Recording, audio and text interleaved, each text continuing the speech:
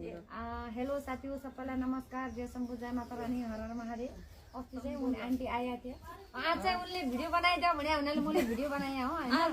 मेरो मनको खुसिया भयो। नान पत्ताहरु थियो, नान फोन गरी रुपैयाँ पानी पठाइहाले। तब मनको खुसिया भयो। नान माता रानीलाई चढाउन महिनासम्म बिपत्ता थियो। फोन गर्दैन, रुपैयाँ दिने नि केही नै। रुपैयाँ दियो फोन लगायो। आता मने रुपैयाँ दियो पुर गया धोलो बोला यहाँ घर ब्याग लेखा घरला पुगे धो लोकेसन गरिबटी ज्वालेमा खर्च टिकट पानी हाल्यो तू घर पुगायो नान भन्ने गया भिना जग्गामा दोन भिना जग्गामा हालेर रात खुसी निकल विपत्त भयो। ल्यायो यो बक्कल गर्यो मासुलाई पठाइहाल्यो। आज मने सबैको मनोकामना पुरा हुन्छ। हजुरले यहाँबाट भक्कल गरे सबैको मनोकामना यसरी पुरा हुन्छ। माता रानीको कृपा सदा बनिराखोस्। सेठ प्रार्थना छ सबैको मनोकामना यसरी पुरा हुँदै जाओस्। अझै राम्रो होस् देशमा देशको लागि यही प्रार्थना छ। सबैको मनोकामना पुरा होस्।